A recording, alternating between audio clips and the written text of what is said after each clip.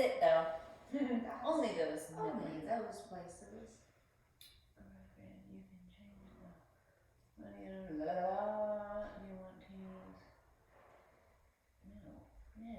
No, I don't.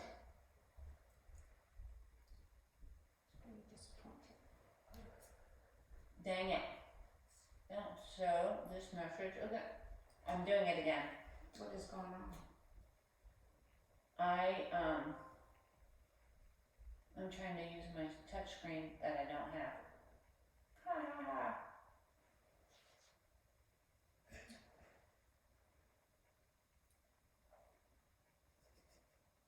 I think in every video too, I'm like, We should probably start the videos later, except someday we're gonna enjoy looking back and be like, Yeah, remember I when can we do gotta it. work this? I can do a whole like series of me trying Yeah. to, like a month. I did it again. I did it again. Yep, I almost did it just again. Facebook's Yeah. making me angry. It's not arranging my photo. You know how like you can move your cover Yeah. photo where you want it? It's reverting. And so, Uh-oh. yeah. I'm gonna leave it alone for now. You may have to, Delete it and start over. or do it on a Computer. Yes.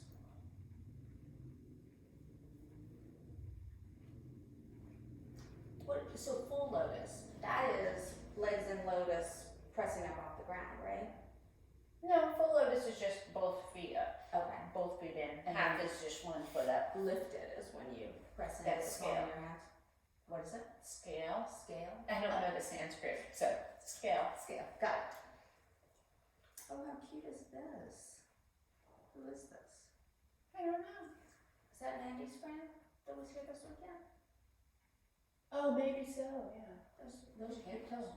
cute poses. Maybe that's why. No, I'm kidding. I'm gonna say that's why you're back. No, I know why you're back. Yeah. But This that's pretty cool. There's a couple that does like they would try to do that. They'll see it on Instagram or something. And then try to do it Yeah. and it's not as easy It's as it funny. looks. Yes, I love that. This girl, she gets her husband. I mean, he's not a yogi. He's just like, you're gonna make me do this again, and dances and stuff, like the whole thing. How Is is this it? okay? What? Can I take one? Yeah. And then also tea, because does anyone want tea? I was just gonna. I don't think I want hot tea, Okay. but I could use a water if you're going back in there. Yeah. I'm boiling some water for anybody. I'm good. Just because you know, like. Oh yeah. Okay. Do it. Water.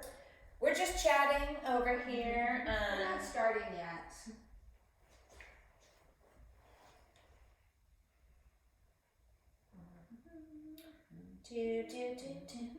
We're on our devices. We're I'm on talking our to my devices. video. On our devices. Yeah, it's sort of like tripling up here.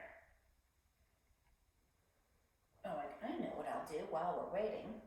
I will re-sign into my account that Mandy gave me so I can get my act together. Alright, so it was that.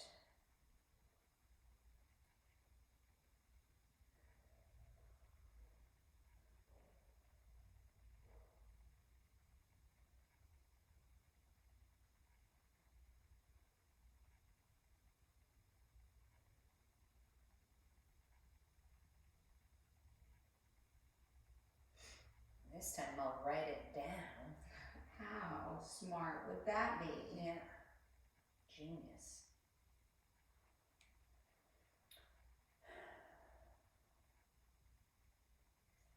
Log in. No, I don't want to do that yet.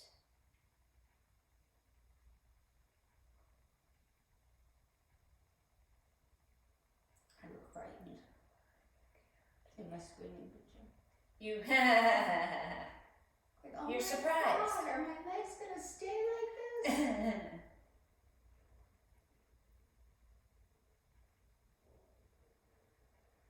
Aha. Alright, what do I want my desk?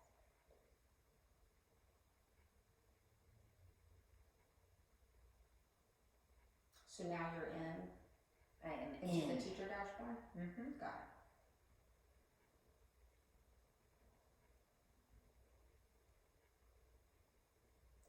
Update. Alright, so that's saved. But before I sign in again, I'm gonna put this dang thing over here.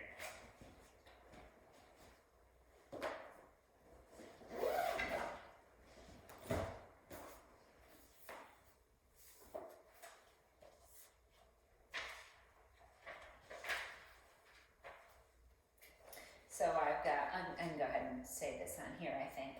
I've been looking at,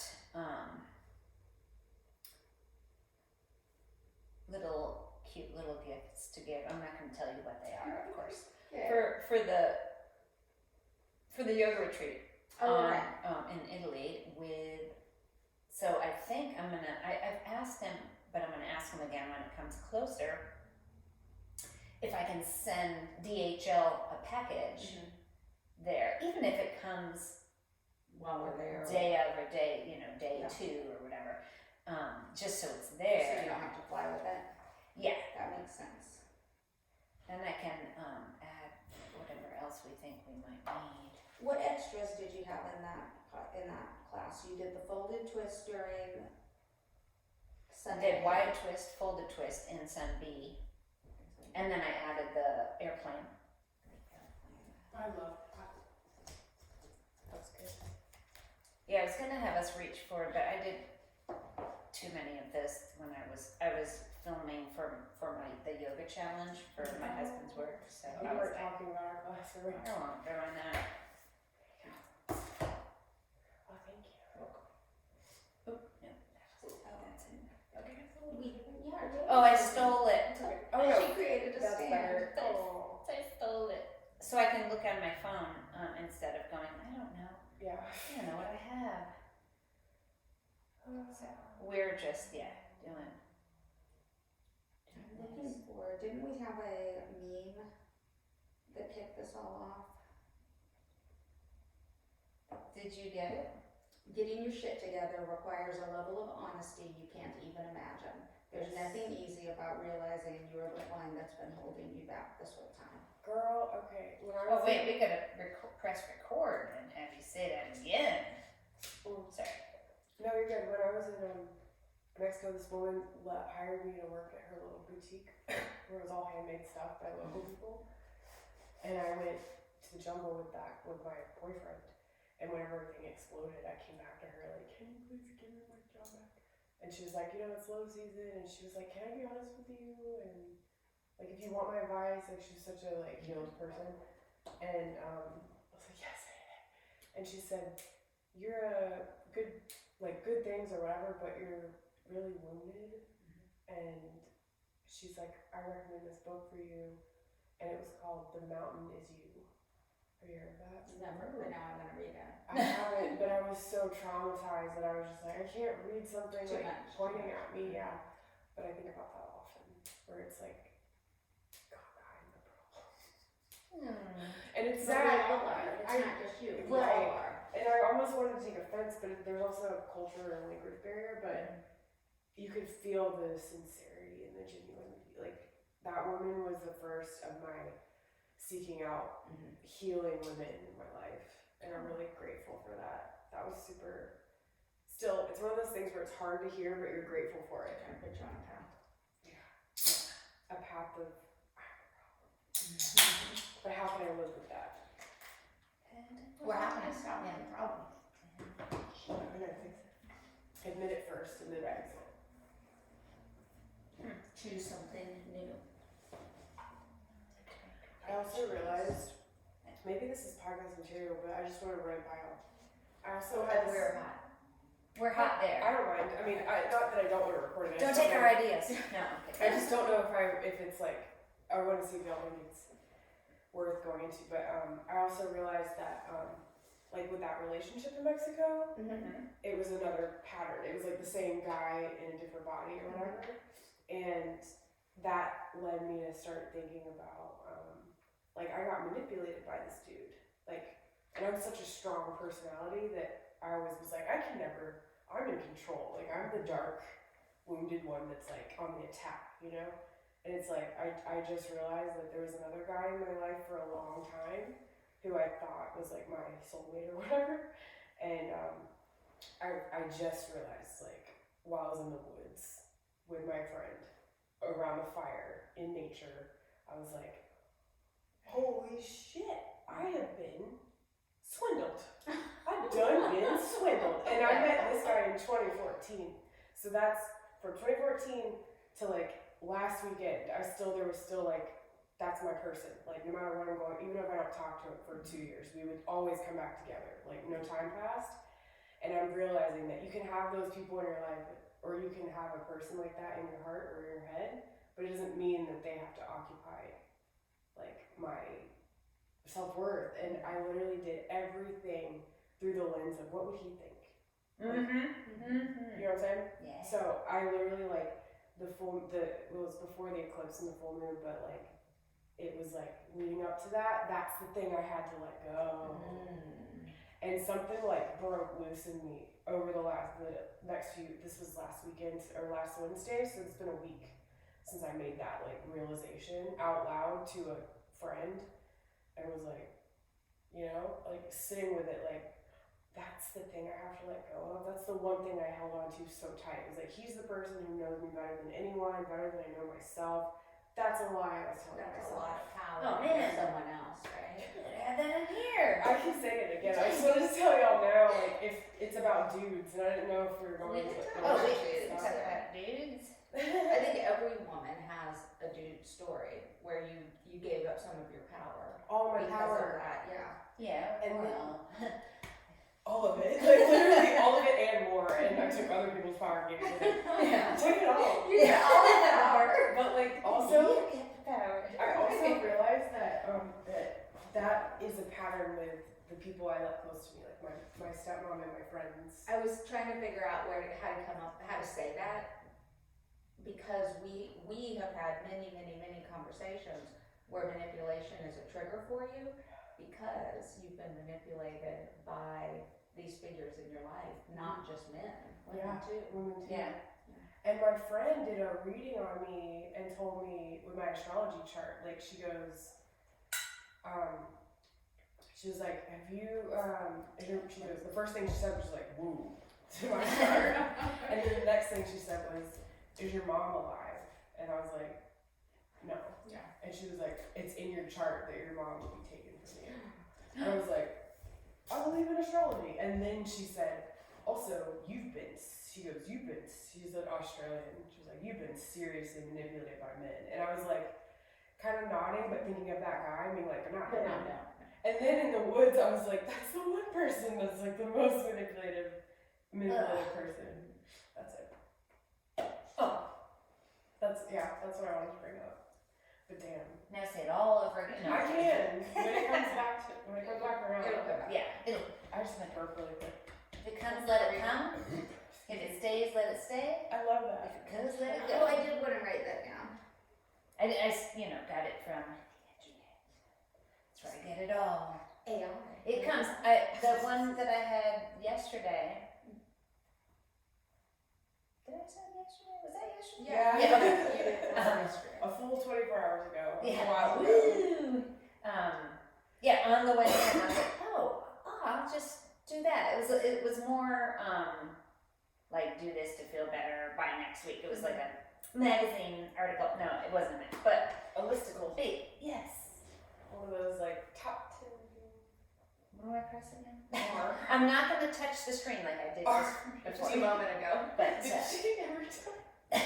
I'm going to. Are we recording? We are here. Yes. We are here. Happy Wednesday. Happy podcast day. Back on schedule. How come it's not doing its thing? I know, let's test it. One moment, please. We are So I don't not have to here. stop it. I'm going to stop it. No. Hit R again. I don't have my. Oh, okay. I'm like, I don't have my mouse. Now hit your space bar to stop the timeline. And then go back. Remember the back? Yep. And then hit space bar again. But we can't hear it, can we? Because it's plugged in. Yeah, but why is it not? Why is it not? Now, as it playing, hit space bar again. Space. Oh. Yeah, it's not. It's not working. Technical difficulties again for the third time. The third time? Yeah, I've been like having a episode moment. 6, so our numbers are pretty good. I don't know why it's not actually recording. I want to get rid of this one. Did you click it? What? Can you hit delete? I don't know. Yeah. Yes. Nice. So now we gotta plug the mic back in. Yeah, and figure out what the problem is. Yeah. See if it says anything. A prompt comes up about the microphone. That's up all the way. And it's, Use. do you want to use it? Yes, we do want to use that. Which I thought I did before. Now it should work. If you hit R and C when we talk, if it makes the little lines. Is it making the lines? Yeah! It's making the lines! We are here. Now we're here. Now it's Wednesday. It is. Wednesday. Yay! Okay. Alright, can you read that Yes. thingy again? From the internet. Getting your shit together requires a level of honesty you can't even imagine. There's nothing easy about realizing you're the one that's been holding you back this whole time. And so today we're going to talk about the lies we tell ourselves and honesty in general. The lies we tell ourselves. So many. Every day. And it's, Yes. I think it's life's work, right? Because it's not something that, like, we're humans and we do it. Like, it's just our nature. It's a practice. Right. But it's how do we catch ourselves in those moments and be honest. Well, and I fall into that whole, like, people pleasing thing, and so, well, I can just do this, and I don't know. So you end up doing things you don't want to do Oh, yeah. because you're trying to keep someone else happy. Yes. Like they'll be devastated or something, but they won't. But you, and tell me if I'm wrong, but I think you don't like the discomfort feeling of having to say no. I don't like that either, no. Except when I say no like that. And I do try, and I don't know if it is from past relationships that when I say no and people just act like I didn't say a thing, and they just keep pushing and pushing and pushing, and I feel, and then I get all hackled up, and so sometimes I'm like, oh well, and I'll tell a lie. Sometimes, if it's like a strong, pushy person, that's horrible. But I mean, I love my strong, pushy people, but I'm gonna lie to you when I don't want to come out with you or whatever. Oh, you're like, I can't. I have strep throat. Yeah. So what lie am I telling myself Right. for that? Why am I doing that? Maybe that you're not worth Yeah. your time in that moment, or you're not worth your own honest. Maybe that you don't feel like Taking care of yourself. isn't the priority. Maybe that's the lie. Maybe that is the lie. I don't know. You tell me. And what about my shopping problem? But enough about me. What lies do you tell yourselves? I want to hear from Elizabeth because you wrote this in our shared notes. Yes. So, funny enough, this came up yesterday. So my toxic trait is that I tell myself I'm fine, and I tell everybody around me I'm fine when I'm not fine. Yeah. And it's the perfectionism, it's the people pleasing, it's the I need to get this done, so I will grit my teeth and get it all done perfectly, even if it hurts me. And I'm getting better. Over the years I've gotten better about stopping it in the moment, but it still sneaks up on me. Yesterday, I had to go see my TMJ specialist, who happens to be in Marietta, so it's like 36 miles from my house, which in Atlanta means an hour and a half drive, plus an hour in the office, and then an hour and a half home. Day trip. Yeah, a day trip Take a flight. on a work day, and I had a whole lot of work things to do, and I had all this stuff. So I had come out of the appointment, and a friend called me, and she said, "Hey, how you doing?" And I said, "I'm fine." And she started laughing, like cackling, laughing, and I was like, "What?" And she said, I'm sorry. I'm laughing because you sound like a robot. Are you as fine as you say you are? Like, what's going on over there? And so then I checked in with myself and I was like, okay, I'm a little overwhelmed. I've got a lot to do. I've already lost, I make the appointment super early, so I had lost like an hour of the workday at that point. But I was like, so now I'm worried that I'm gonna get back and I have all these things to do, and am I gonna get them all done? And she was like, okay, let's prioritize the things, like what has to happen, so we went through that exercise, which I could have done by myself had I been honest with myself, but I wasn't gonna be honest with myself. I was gonna grit my teeth and get through it, and then I would have ended up with a migraine. I would have ended up losing another day because I was trying to feel better, and when I could have just been honest to start with and said, I'm not fine, I need to reprioritize, and I'm not gonna be able to get to all these things. So that's what you would have done had you been honest. I was just gonna ask that. If you were honest, how would that have looked? Yeah, if I had been honest with, like, and we've talked about this before, like, the migraines are my thing. Yeah. And I can manage them if I'm checking in with myself regularly, and I'm like, my traps feel a little tight. I'm curious. Maybe I should do some stretches. Curious. I'm in pain. How interesting. What's going on? Yeah. Right? Like, yeah. If I take the time to do that, I can avoid the migraine. A lot of times I don't even need to take the prescription medication that I have because I can manage it before it ever happens. Right. But when I'm lying to myself, I grit my teeth, I say I'm fine, and then at some point my body says, all right, lady, we're gonna have to take you out because you're not doing what's right for you. Yeah.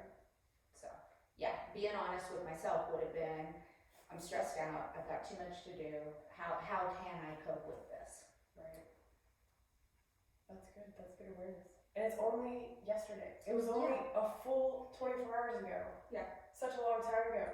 But you see how quick that turnaround is? I think that's sort of like doing the work, is how quick that realization materialized. Absolutely. Yeah, and it's been years of doing the work, Sure. right? Like, years ago, we would have talked after I spent 3 days in bed. Yeah. Right? And you'd be like, I have this migraine that's been going on for 72 hours now. I don't know what's going on. I might have a brain tumor. Yeah, exactly. Because those were the things I told myself back Spinning then. out, Like, yeah. oh my God, something's really wrong. I have a brain tumor. Oh my God, I'm gonna leave my kids without Yeah. a mother. Yeah. Then I go down that spiral. Catastrophize. Yeah, for sure.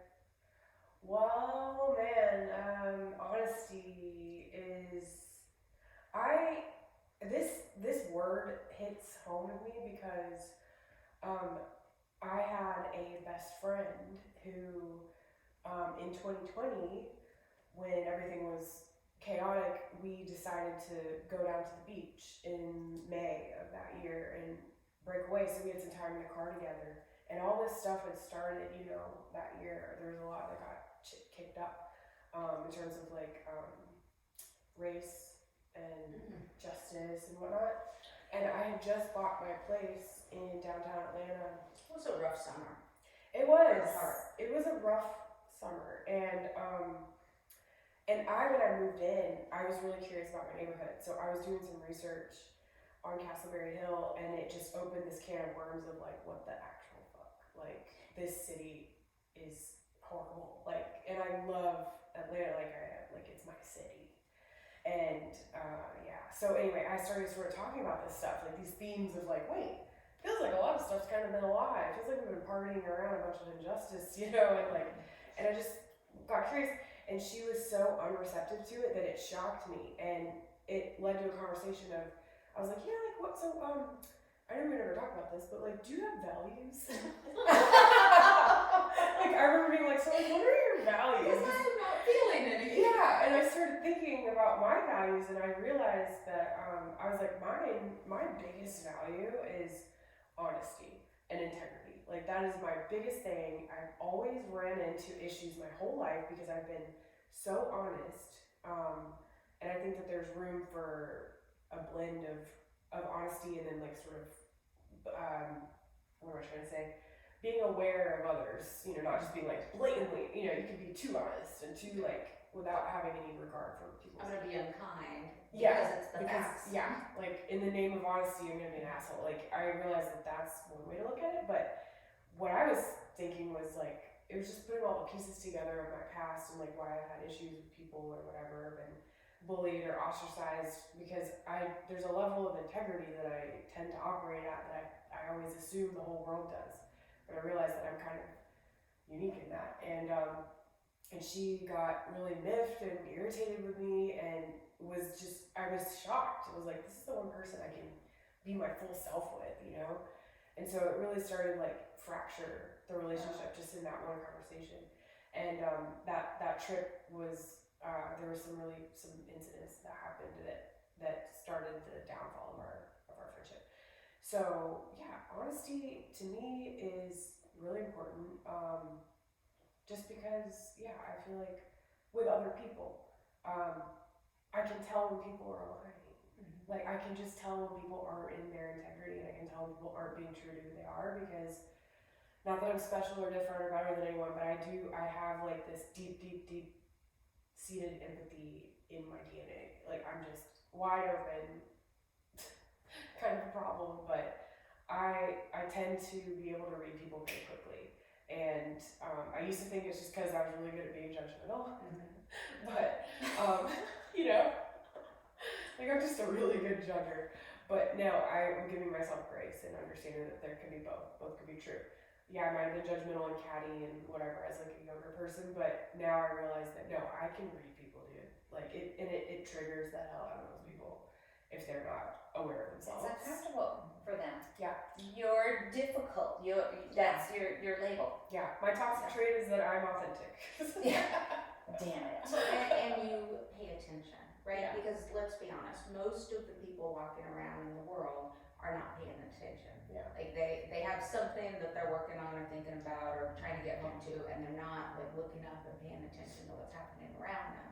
And so when you stop and pay attention and then want to talk about it, it makes people very uncomfortable. Sure. And on the receiving end of that, I don't want anyone pointing out my flaws, you know? Like, not that I'm like, you're this. It's not like that. It's just the way that I approach people. I shut down if they're gonna lie to me right off the bat, you know? Well, and I think where you started this around injustice, the only way we make a difference is by being honest about the injustice that has happened, the injustice that is happening, our privilege in that injustice, and how we can support others going forward to make sure things keep getting better. Exactly. And if you can't have conversations about that, like that's one of my things. Like if we can't talk about this, then like we can be acquaintances, but we can't be tight.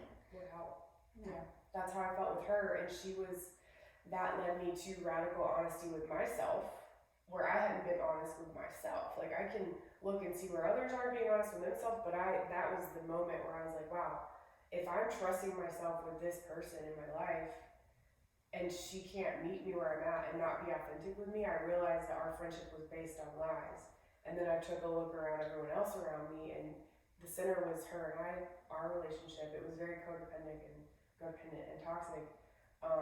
And there were great things about it too, obviously. But I looked around at all the other friendships I had, and I was working through the lens of what would she think. Oh. I let her take all my power, and was like, I wonder if she would think that I looked good in this, or I wonder if she would approve if I did this.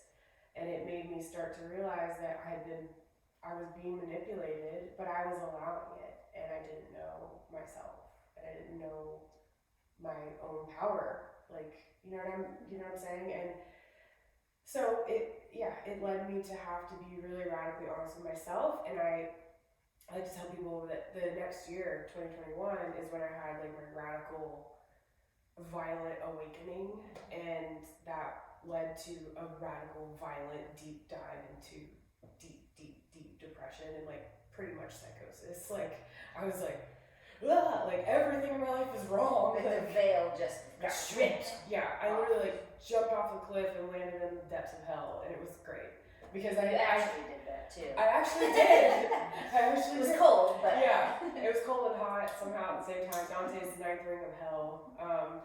But I had to like start asking, who am I? I had to strip everything away and be like, nothing here is mine. Like I looked around at my belongings. Nothing showed anything about the integrity and the honesty and the beauty that was deep buried under all these layers of iterations of myself that I put on for her and for other people that I thought were more powerful than me. And I didn't receive that back. I gave everything and never received anything back. So, well, that's very honest. Thanks for sharing that for me. Yeah. But it feels good to say it because I haven't spoken to her. I had to cut her off just because I could not articulate all of that because I was in it. Yeah. And I was drowning and I wanted to, I wasn't suicidal or anything, but I was pretty close to it because my whole life was being ripped away from me by choice. Like, it was weird. I felt like I couldn't go back. I was peeling everything off, and including my fitness and the gym, and that's where yoga came in, and it was hard, and I was like, I can't do this, I can't be that, I can't be this, I can't be anything, who am I? So I had to sit in silence and for a long time. And I'm still doing it. But being honest with ourselves is very painful. It's essentially like pulling stitches out of old wounds, and opening up old scars, like by your own volition, which is kind of like masochist almost. It's like, why would you dig in there? And when I went to who I really thought I could fall apart in front of, which is my father, he looked at me and he was like, you need to go to a mental doctor. Like, for me wanting to like rip all these stitches out, he thought I was crazy. You know what I mean? It's like, I was like, my life's not right, something's wrong, like everything's wrong, I don't understand. I have to start over, like I was panicked. Absolutely panicked. But that just shows that when you give your power away, it can lead to some really dark times. Yeah. Well, and I think too, like for me, it kind of helps me have kindness in my heart for the people that don't want to do it, because it's really hard. Right? There's a reason why not many people go through this transformation and really look at themselves with honesty and inspect what's happening. Yeah, you're right. It is really hard because it's like a self-pain. What is it? Like it's almost like self-harm because you have to hurt. It hurts so badly that people are like, well, I remember my stepmom saying once, I used to be, I've always been like an obsessive workout fanatic since I was like 15, but I remember her being like, why, I gotta do the voice, I have to. Bless her heart. She's like, why would you do that? Why would you willingly hurt yourself? Running hurts. And I remember being like, I don't know how to respond to that. Because like, being in the gym, being on the mat, like doing hard things makes you stronger. Yeah, maybe it's not so much of like hurting. I mean, sometimes it does, but you have to get in the discomfort. Discomfort is different than pain. Yes. Self-inflicted pain. And it's such a fuzzy line. Like, Yes. because I think about like when I came back to the studio after my surgery, and I had approval from the doctor to come back to the studio, but it hurt. Like everything hurt. Like it felt like I was stretching my stomach sutures open. It felt like the scar tissue in my chest area felt like it was ripping. Like it hurt so bad. But I knew that it was healing pain. I knew one, I had the doctors saying it's safe to do this, and two, I knew in my heart that like this is gonna hurt, but I'll feel better if I do it. So I pushed through that, and now I'm so glad I did because I feel really good. And I also know that there have been times in my life where I leveraged my yoga practice in a not healthy way, and I overdid it when I shouldn't have. And so finding the right place where what you're doing is healthy and you're checking in with yourself and you're making sure that this is what's right for you. I think it's just really hard to get to the point where you know. I hate to say this because it's so cliche, but it's like, isn't it just all about balance, man? It sucks. It's so simple, but it's so hard to do. It is, and it does suck, and it is so hard to do. And I feel like my entire life, I have swung from all in, manic, to completely out, to all in, to completely out. and I'm 48, almost 49 years old, and this is the first time in my life where I'm not feeling like I'm trying to control something or trying to, you know, we're talking 48 years, and it'll probably come back. Like it's gonna be stuff that I continue working on for my life. Like I don't. It just makes me think about how hard it is, and when people aren't doing the work, how much harder it must be. Yeah. Like the suffering that they must be feeling. That they don't even know. That they don't even know. God, I just remembered that we talked before this about if we were gonna get deep. And we said no. And we all were like, no, we're gonna make it light and fun. Sorry. We said like, generalize, yeah. not deep lies. Yeah, so like, let's Oh, go 'cause, back. I mean, no, this is not deep Yeah, for there's- me. I got some deep stuff. We'll talk Okay. about off the microphone for that. But I will tell you it's similar. My friend, and I won't mention her name or what was happening going on, but she was in this toxic cycle and would need me to be there to support her. Oh. But she was like repeating, and I was feeling more tired and sick and sick and sick and negative, and like I couldn't get out of this negative pattern, but I wanted to be there for her, and she needed me, and this and the other, you know, it went on and on and on, and finally another person, you know, they're like, how's everything going? And I'm like, I don't even know. And they know her too, and they're like, you know, in this situation, she said blah blah blah, and it like she was being honest with me, which I needed to be, and she was very gentle about it, the way she did it, and it just bonk hit me on the head, and I'm like, oh my god, I need to step away from this friendship. Yeah. And I tried so hard to make it, you know, I didn't say a lot, you know, I just said, you know, this is going on. Remember when you told me if this happens that to tell you, I'm like, I need to step away from this. This is happening. I gotta step away from this. And I'm the villain now, which I'm okay with. Yeah. Because I feel so much better. I miss our friendship when the portion of it. Yeah, of course. But wow. That's so It's brave. amazing. And It's funny, It's so hard. And bravery is funny too, because you know it's not like you're not afraid and you're like, screw this, I'm gonna do this. No, it's like the you're worst. terrified. Yeah. And you're like, holy shit. I Sick to gotta your go. stomach. Yeah. And you do. And it wasn't even like a decision, it was like, I have to do this. Self-preservation. Yeah. I just don't question anymore. But I always wait until that maybe that's my toxic trait. I wait until I am back in the corner and I'm melting away. No, I don't think that's a toxic trait though. I think that's just learning how to set boundaries and like acting on the setting boundaries. Maybe Well, so, and maybe so.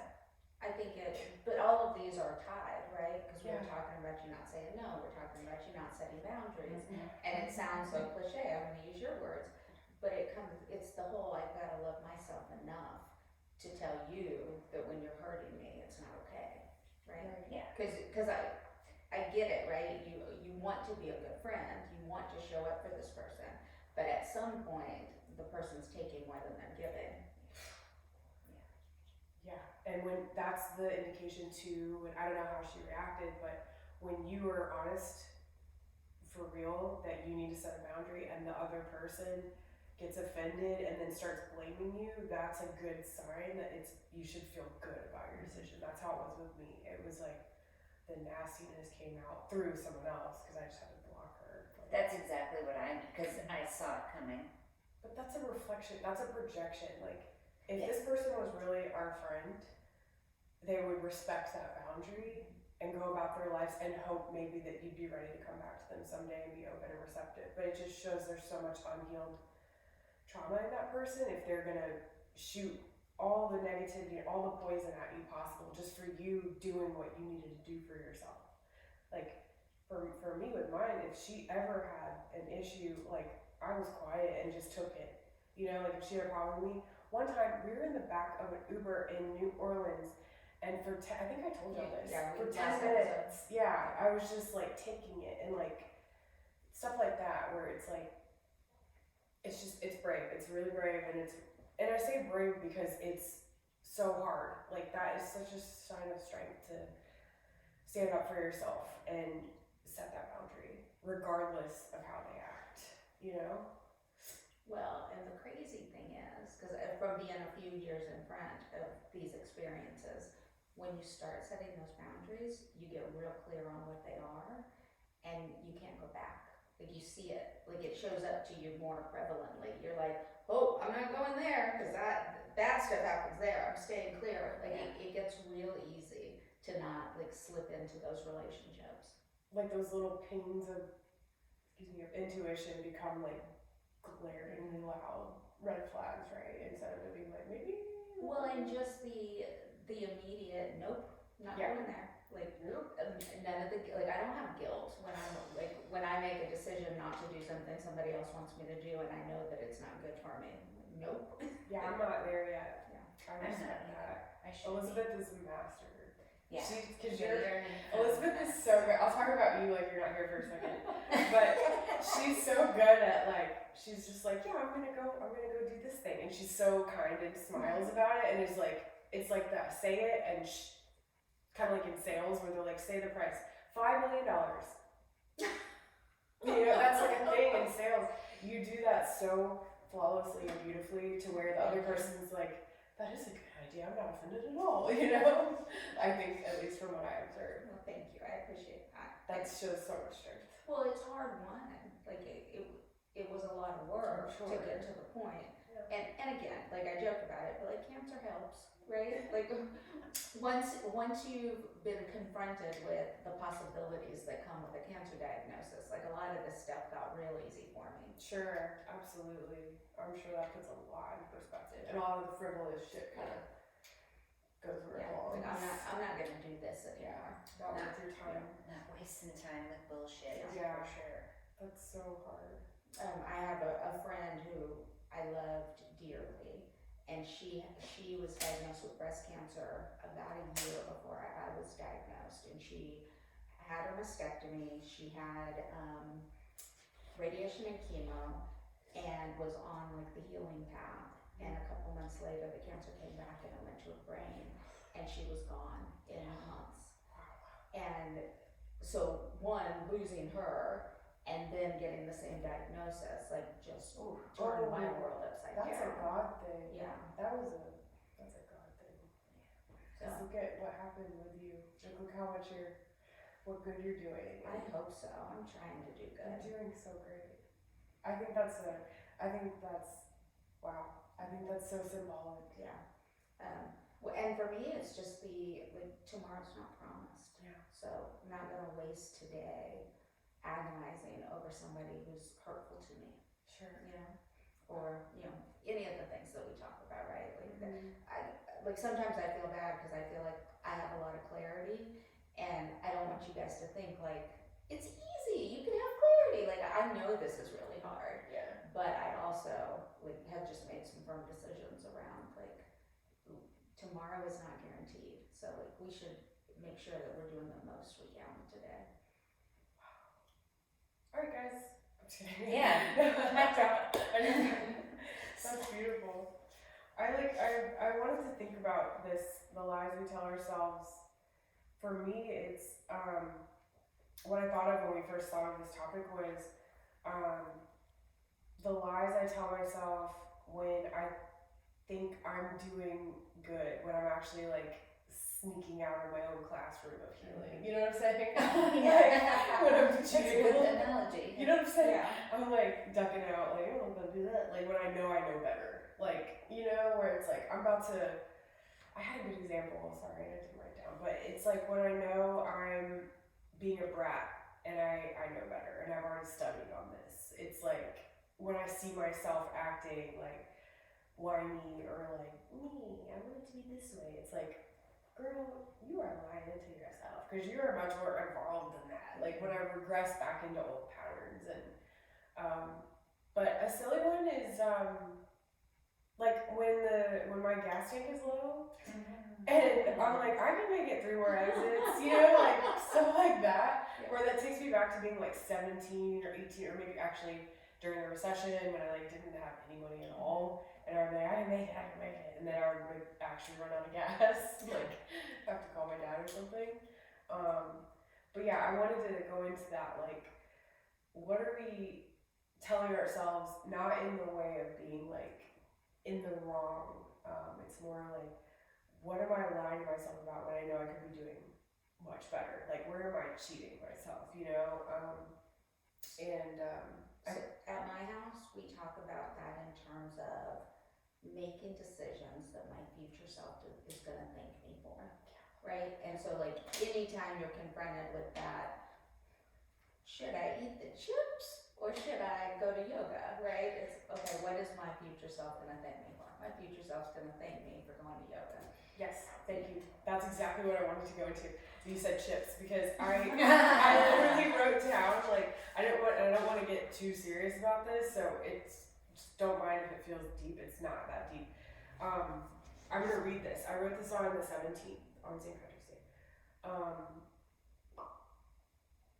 Yeah, because I'm recovering from like not necessarily an eating disorder, but like just disordered eating patterns to where they will go too far.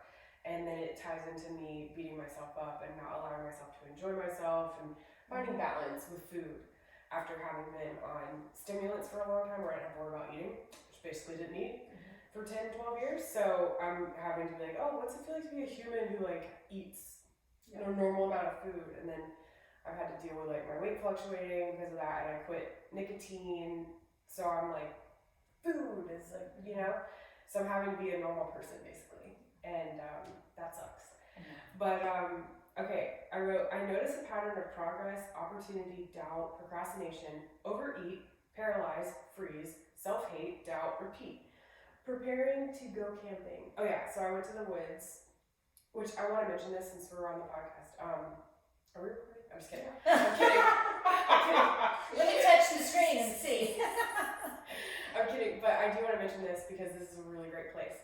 I spent a couple nights last week at a place called Just Love Forest, and it's out near Rome, and it's 700 acres, and it's a group. Yeah, get on there. I'm gonna It's for basically kind of a retreat center, but they do forest therapy, and they take people out into hikes, and they host retreats, and they have glamping tents and outdoor kitchen and composting. It's just like totally my vibe. So I went to go check it out for a while, and I highly recommend everybody look it up. And they have. It is literally www.justloveforest.com. Yeah, super cool. And a friend of mine is caretaking there. He's staying there for a while, for about a year actually. So me and my dog got to go camping, and it was the one day that it was like freezing at night, and so now I have this like cold. But anyway, I'll finish this real quick.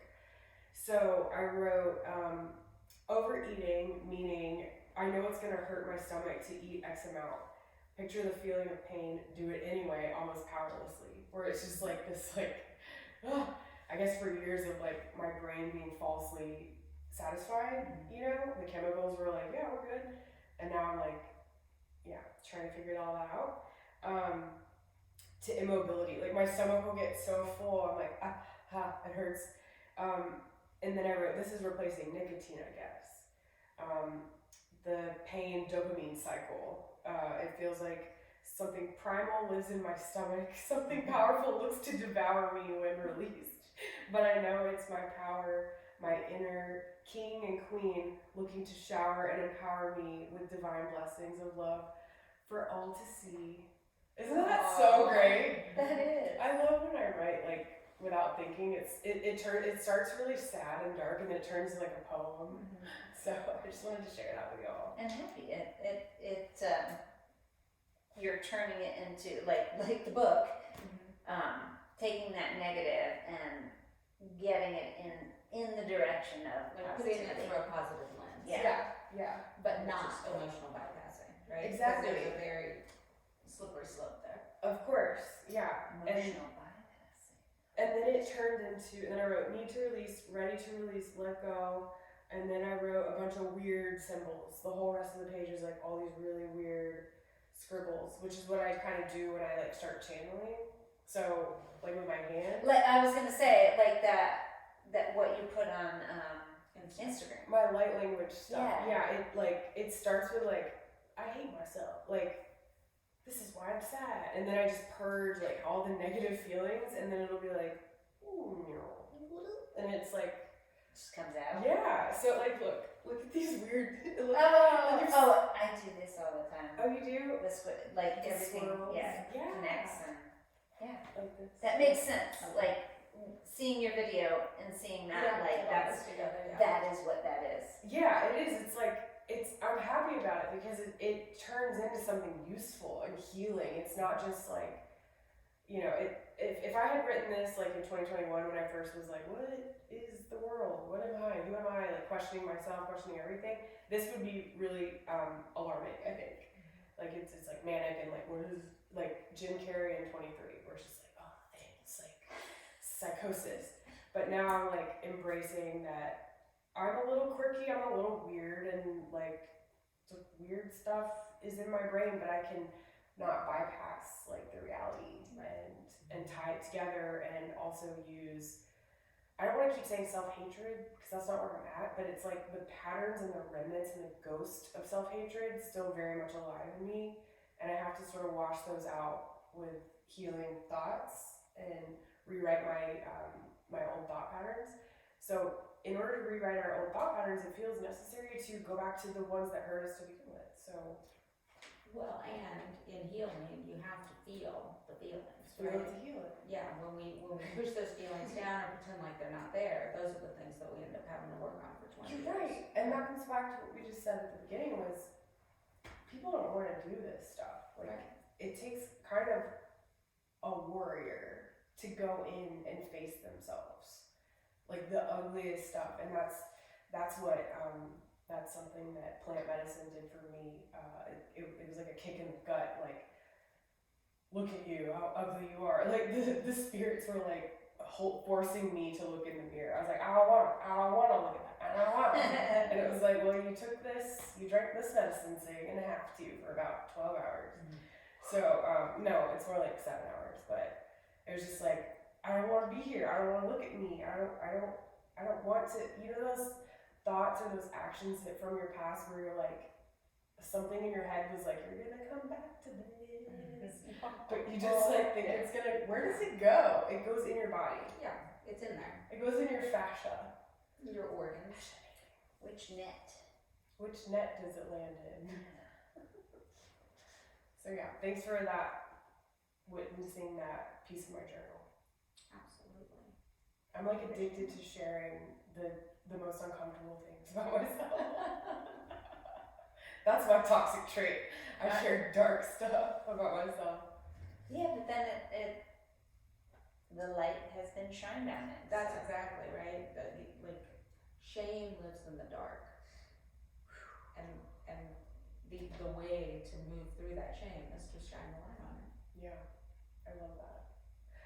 While we're there, I'll just keep going. I've always believed. Here's another lie I tell myself. Oh, this is so good. I've always believed. This is a good idea. I feel like this is a good thing we're doing here. I've always believed since I was a little girl that I was dark, like that I was of the dark, like, and I've been sort of trying to parse out why. That's part of my journey, to figure out where those thoughts came from, because it's not true. But up until this year, I've genuinely believed and sought out dark things because I thought that's where I belonged. It's like, maybe I'm just gonna be a princess of the darkness, like, you know, just like I'm gonna get comfortable here. And I went and saw a very powerful healer here in Atlanta. I don't remember her last name, but she's a doctor, and she does energy work and hands-on. And she told me, I was telling her a little bit of my story, and she was like, sweetheart, I'm gonna have to stop you right there because you have got to stop saying that you're dark because you are made of pure light.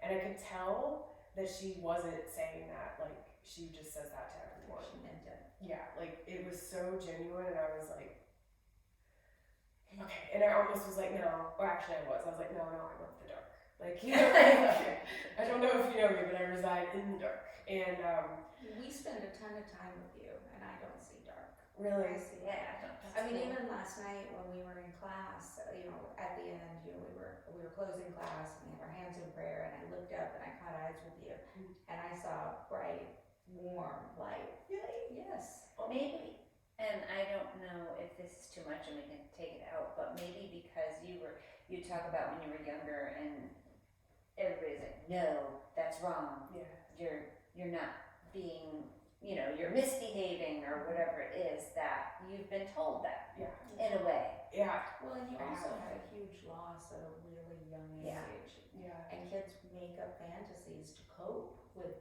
that kind of loss. And that loss is a darkness. It's an empty yeah. spot. It's a void. Yeah, you're right. I think maybe I did formulate like, well, I deserved this. And you know, now that you say that, I think you're absolutely right. My dad told me when he told me that my mom passed, he like squatted down on his haunches and got on my level and was like, "Mommy, you know, got a boo boo that was too big for a band-aid," or whatever he said that was so cute. And he said that he told me recently when I came to stay with him in 2021, he's like, you know, I always thought you were so mature for your age, even at 3 years old, because when I told you about your mom, you just went, okay. Like the way I said, and I remembered when he told me that, I remembered that moment. And I've always been criticized by my stepmom for having a young memory. Like, she's like, you don't remember anything. But I literally, like, I remember when I was like 2, I remember stuff. And I do remember him telling me that, and I remember the feeling. And I don't know if it's I remember like the reality so much as I remember the feelings. And I almost remember this voice, like this higher presence being like, remember we told you it was gonna be really hard, this is that thing. Like I almost remember like my dad's presence, but I almost remember like my other dad, like my like holy dad being like, remember honey, when before you came to this weird world thing, we told you you're gonna do great things, but it's gonna be really hard and something really, really, really painful is gonna happen to you, and it's this. And I was 3. Like all that clicked into my brain when after I had my little like breakdown of life and was like, oh damn, I remember someone telling me like, this is gonna suck, but like keep going. And now it's like 30 something years later and it's like, okay, that was the thing. And this is the sad part is for 30 years I've played victim to that, and I've acted towards the dark because of that lie I told myself. Yeah. But now I'm turning it around. Well, and if you think about your little 3-year-old self, you weren't equipped to handle what was going on. I know, I was like, it's too soon, guys. Angels, I'm not ready to be here yet. Yeah. And the fact that I had a stepmom come in who was deeply unhealed herself, who didn't really want me there, that was like a double whammy. But I think that set of circumstances is part of my like offering to the world. Even though it took me a long time to stop being a victim about it. It's like, but another thing about victim mentality is I have a really good friend who is a master EFT teacher. We've talked about this before, I am such a believer in EFT. It is so powerful. She's great, Tara. And she told me about victim mentality. She's like, you know what? No, you were a victim. Like, you have to embrace that you're a victim. Like, so, and I'm still sort of grappling with that in my head because victim mentality and embracing that you were a victim at one point are, to me, 2 separate things.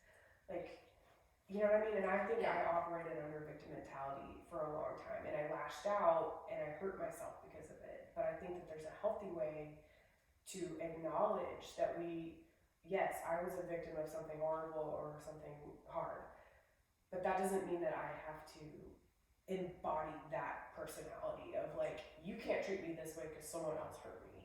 Does that make sense? So I think it gets complicated when we take these big terms and try to like fit ourselves into them. Labels. Yeah. Yeah. I think your situation is unique, and you navigated it the best way you knew how, and at this age, you are equipped in a way to revisit it Yeah. in a way that you weren't before, right? I got my hard hat on now. Yeah. And I think people get real triggered when you start talking about like everything happens for a reason and I'm stronger because of it. Like a lot of people don't like to have that conversation, so I'm always real careful with it. But I do believe that we are impacted by the things that happen in our lives, and then we have a choice of, post-traumatic stress or post-traumatic growth. Like, do we want to be stronger because of it? Yes, I do. And so, right, so you can take these experiences, grow from them, and then figure out what to do next. Post-traumatic growth. PTG. Mm-hmm. Oh, that's good. Isn't that awesome? Yeah, that's transmutation. Mm-hmm. That's alchemy right there. I don't know what podcast it was on, but before I had my surgery, while I was working with the doctors to figure out what to do, I heard that, and I was like, absolutely, Yeah. That's what I want from Here this. we go. Yeah. Oh, I love that. Post-traumatic growth. Okay. PTG. Makes me want to write a rap about it.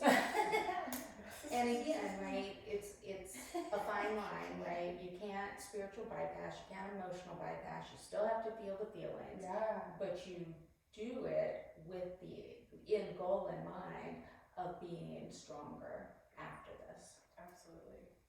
Wow. I feel so, thank you too so much for holding this space, because I'm feeling like getting that out and having like support for it and having a voice for it makes me feel empowered, but at the same time there's like the ghost of like, ooh, I'm vulnerable, and like, ooh, what if, I always felt like talking about it would make me feel like I was trying to get attention, like, or trying to get sympathy. So this doesn't feel like that, but there's that feeling of like, Yeah, but you're not wallowing it, you're just recalling what actually happened. Yeah. And that's allowed. Yeah, that's your feel story. great. You can own that. Yeah. Thank you guys. That's beautiful. Wow. And thank you for all of our listener who Our one listener who says that we promote ourselves. Thank you, listener, for witnessing that as well. I'm sure in 6 years when a bunch of people go back and listen to this, they'll find something useful out of it. But it feels really nice to thank you for witnessing. No, absolutely. I'm glad you trust us enough to have these conversations. Yeah. Absolutely. In fact, it's almost like I was around people who would roll their eyes when I tried to talk about real things for so long, that it's just like refreshing that people like actually want to get into it. But that's like what we talked about at the beginning. Like, people are, it's prickly. It's like poking people with a stick, like to try to like get into their feelings. Well, and we talk about it all the time. I'm a firm believer that all the misery that we see around us is tied to people moving through this world not connected to other people. Like, we are communal beings. We need to do this. Yeah, we need community. And people want to be heard. Everyone you see who's angry and who's like acting like a jerk or whatever, or miserable, I feel like this is like what I said earlier too, is I can see if I'm not like hurt by their feeling, or my feelings aren't hurt by their actions, I can see through that they're just hurt. But that actually took a while for me. Because there are people in my life right now who are like tremendous assholes, and sometimes I'm like, I can't see it, but it's in there. Or you don't want to stick around. It's a lot easier to see it in people that you're not emotionally connected to, because it hurts when it's someone you're emotionally connected to. That's exactly what it is. But while we're on the self-promotion thing, we've got book club coming up and we're reading the 4 agreements. Yes. And one of them is, it's not about you, right? Accept that it's not about you. And when you can do that, then you can show up in a different way, because you're almost watching it from over here. Like, all the dysfunction is happening outside of like your sacred space, and you're like, huh. Yeah, it's kind of like Yeah. when someone needs advice and you're like, oh yeah, just do this. Yeah. Because it's not you. Right. It's not impacting your life. Oh my God, I have a story about that. So I had went back when I was in my heyday, when I was a hairstylist, and I was in this big salon, and I had this girl, Rebecca, and who now owns like this booming salon, and she's so successful, and it's wild to watch. But when we had this horrible boss, which I don't know if I told you about, she wasn't the owner of the studio, but she was the manager, and she was evil, and I'm writing a murder mystery about it right now. Still, after all these years, I'm still writing it, but Can't wait to read it. I need help writing it. But anyway, so this girl Rebecca would come in, and this lady not Rebecca, the mean lady, the murderer, made everyone cry. Not everyone, but several people cry daily. Okay. No So way. yes, she was evil. It's horrible. And so Rebecca would come in, and Rebecca was like this, is still this bubbly, nice, sweet person, and you're like, she's fake. I mean, that's what I could see. This is people, real. Yeah. I could see people like, ooh, is that real? No, it actually is real. But anyway, so she would come in, and she'd be like, hey, or I got you some coffee. I mean, she was just so sweet. And then she'd come in and she'd be like, I can't believe, and I forget what it was, and I'm like, all right, you need to go in there, and I would never, I would never do this, but you go in there and you tell them that you cannot do that. You don't have time. I forget whatever it was, and I'm like, you get your ass in there and you tell her, and Tell I'm her no. like, and she'd come back and she's like, oh my God, you were right. And I'm like, Yo. yeah, go. But I knew she could do it just from her personality, that she's so strong, or maybe brave and strong, but she had that bravery, that terrified but do it anyway attitude all the time. And I knew it. I'm like, I couldn't do it. I'd have to be backed up against the wall a little bit further, and but not her. And she would, so I loved it. I would make her like do all this stuff all the time. Like, oh my gosh! All right, so now you're gonna. I forget what else it was, but it was like several different times where she'd be like, "What do I do about this?" And I'm like, "This is what you do." Exactly what I would never do. The lies that I tell other people. In a good way. Yeah. I was just her hype person, that's all. But That's awesome. But secretly, I'm like, I could never do that. I bet she's on a podcast right now being like, I had the best support system ever. Personal growth. Rachel just pumped me up every day. And now I have this successful business Now because she all loves because of me. Yeah, there you go. No. That's another thing. Like, the opposite of the lies we tell ourselves is like, how many good things have we impacted in other people's lives that we have no idea? You ever think about that? Yes. Yes. And I think my husband and I talk about it all the time, because to stay sane, you have to do what you think is right without being tied to the outcome, because we're not in control of the outcome. And so it has to be enough just to like go in the world and do good and be like, that's it. I don't know what's going to happen with that. Yeah. And then I go my way and you go your way, and I hope great things happen for you, but I may never know about it, Yeah. because I didn't do it for the outcome. I did it because it was the right thing to do. I have something about that. Wow. And this is gonna negate it, but yeah, like helping people. When I lived in the city, I would go around and I would shove like tons of socks in my jackets. Because people would sleep like on the church steps and stuff, and I would just like set socks and like blankets near people and like run away. But then there was this one time where that friend of mine I was telling you about before this, there was a woman stalled on North Avenue while I was walking Maddox, my dog, and it was holding up all this traffic, and she was just like trying to start her car, like, and there was like so many cars behind her, like getting angry. And I like walked up the hill and found a guy who was like taking care of someone's lawn and flagged him down, this old dude, and was like, can you please help this woman? And they did and everything and got out of the way or whatever, and he found me. I guess it had taken so long, but I walked back by him and he found me and was like, hey, like, thank you for doing that. And that was so cool. But I was telling my friend about it, and he was like, well, the fact that you just told me negates the whole thing. What you're supposed to do. Aw. And now I'm telling y'all, and it's being recorded, so I'm like, double. But it's like but it's not, it's like oh my gosh, look at what this, because while you did a good deed, you also were like, hey, come get I this. made someone else do a good deed. Yeah. I forced him to. Well, and he did a good deed by coming back and telling you thank Yeah. you. Yeah. Right? So it was like this full circle happiness that Well, and then you like, forward. and I took a really long walk that night. I used to take like 2-hour walks after work, and I walked all the way around the city, around like Ponce and all that, and like I was coming back up the hill, and my house was right there, and I saw her stalled again. Oh Like, no. it was like dark at this point, Aw. and I was just like, should I can't again. I can't do it again. Like, I don't know what I'm gonna do. But I did knock on her window, and I was like, can you, like, are we, like, she was just like, I don't know. I'm just gonna, like, she was just stranded. Poor thing. Yeah.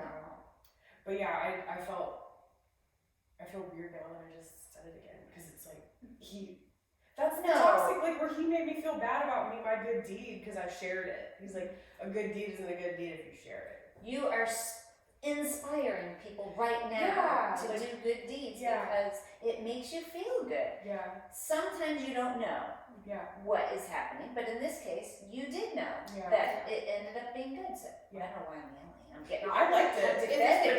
Thank you. I like being protected, thank you. Yeah, it felt good. So yeah, give people socks if they're sleeping on the street, you know?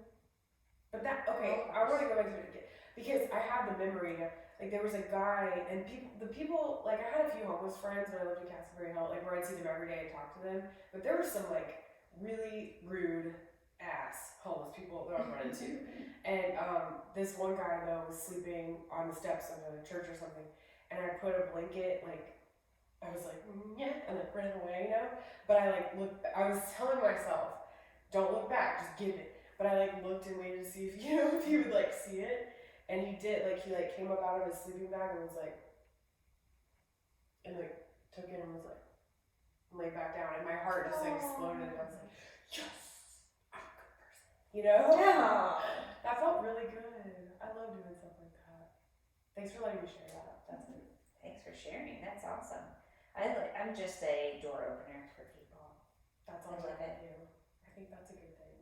That's the other thing with volunteering too. Like, I don't know. Sometimes people that take volunteers are a little bit entitled. They're like, "Can you like do better?" Or like, "Why didn't you come yesterday?" It's like this whole volunteering thing. I gotta work on my relationship with giving my time, because I feel like, I don't know. I've run into some, when it's organized, when it's like organizations, there's like this feeling of, Expectation. yeah, and like entitlement to people's time, where it's like, I'm really like giving you my time. Like, you don't need to be a jerk about, I don't know, like how I'm giving my time. I don't know. Maybe I haven't found the right organizations. That's what I was gonna say. I think you need to figure out what works for you Yeah. and put your time there. Yeah. But I will talk in defense of the organizations. If you think about being a nonprofit that requires volunteers, you need to understand what's happening and when you're gonna have volunteers so that you can project plan around them, right? So it's really hard to run a Sure. business Yeah. based on volunteers when you just don't know what's gonna happen. Yeah. Like today I got 20, I don't need 20, and tomorrow I have zero. So you have like nothing gets done. Yeah. Yeah. So like I Dang. could see where that's a really hard place to be. Yeah, that is tough. My That is mom, tough. my mom works at a shelter, Mm-hmm. a pet shelter, an animal shelter up in Connecticut, and she talks about that all the time. Oh my gosh, we've got no volunteers for tomorrow.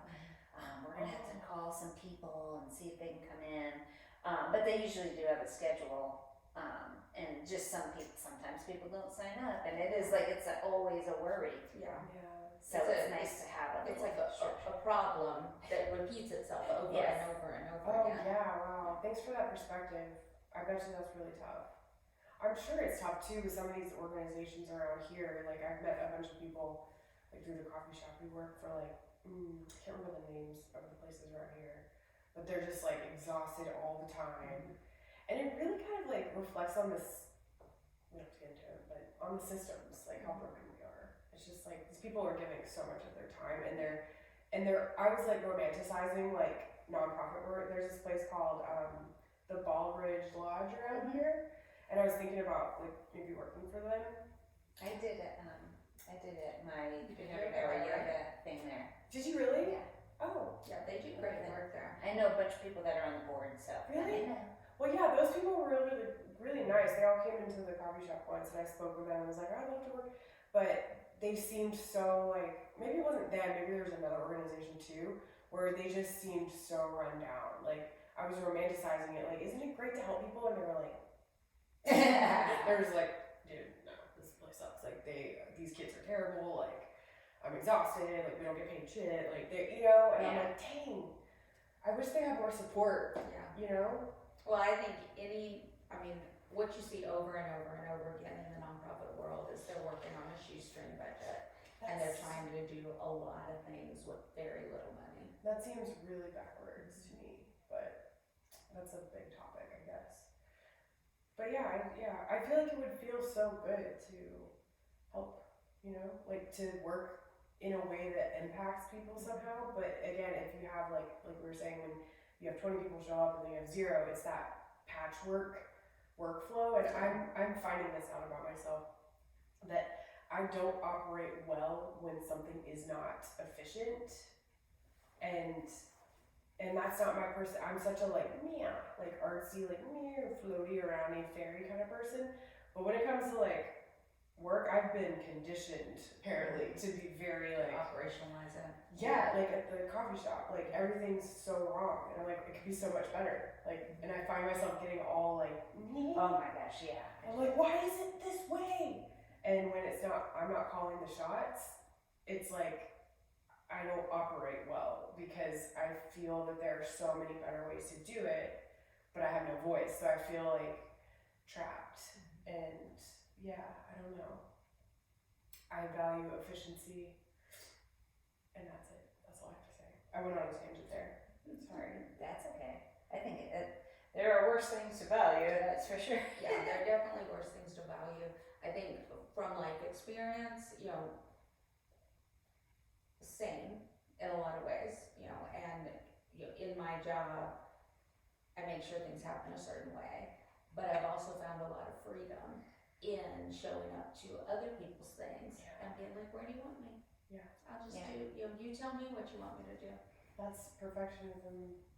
That reminded me that is a little bit of perfectionism, Yeah, letting go. it's just putting it down and being like, okay, this is my thing, this is your thing. You tell me how we're gonna do it. Oof, I'm really glad you said that. That is in my energy work course I'm doing. That's a big theme that comes back a lot is what's alive for you right now. Like, go tune in, tap into yourself, figure out what's going on, and it'll be like, everything's fucked up. I don't like anything. I'm triggered. And she'll be like, okay, let's sit with that. And you're like, what? I thought I was supposed to fix it. She's like, we're not here to change, fix, alter, modify anything. We're here to work with what's here, and let's be where we're at before we go where we're going. And it's always like mind blowing. I'm like, oh, I didn't think that was an option. Well, that goes back to the whole you gotta feel the feelings. Yeah. Right? And it's like when I get into these patterns of it should be efficient, like that's not actually who I am. Efficiency is great, but who I really am is the playful child who gets things done organically and who can work with the team and observe and be curious and playful about stuff and let stuff go and make a mess and clean up. But I've been conditioned to be falsely, like synthetically OCD about some things because of some expectations that were put on me. Like you said when you were at the table as a little kid, saying like, I'm tired of being so perfect all the time. I'm tired of having to be perfect. Yeah, it's like at some point we didn't value that and now we do. So it's kind of like unconditioning that. Absolutely, yeah. We talk about it in our improv class, right? That kids are the most creative, right? Kids come into this world creative, and then we train it out of them. Yeah. So how do we get it back? Yeah. Go to improv. Go to improv. Yep. Friday, April 5th. Improv. Born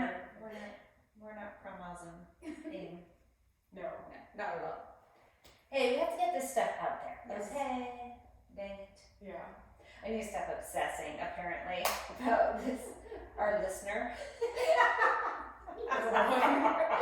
Our one listener.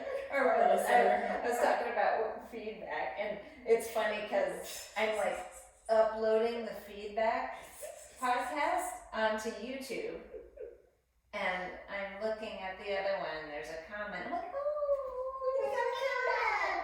And then it was the guy who made his little whatever that means. I had to go look it up, what it meant. And an eye roll emoji, and I'm like, oh no, but he listened. Yeah. Or she, I don't even know. It's so good feedback. They, Yeah.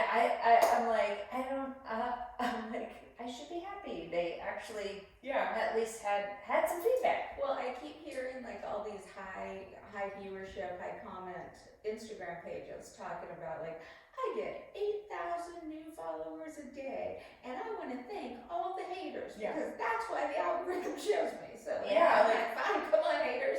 All publicity is good publicity. Yeah. Yeah. Unless you're like in the mafia or something. You think that's a good place to stop? I think we're good. Mafia is where we end. Yeah, I think we should. I don't know Yeah, I nothing. don't know either. Thank you guys. Thank you. What a beautiful conversation. Yeah, Was. I think that was Hopefully- great. Hopefully everyone loves it. We love you, listener. Even if you have feedback that we might not love, we will sit with it. Yes. We will share it with each other via text, and then we will all celebrate. And we'll be probably- curious about it. We'll probably talk bad about you for like a half second, and then it'll be fun. And then alchemize it into beauty. Yes. And some noodles that are happy. All right, for reals. Which button do I press again? R. All right, bye. I love our podcast. I do too.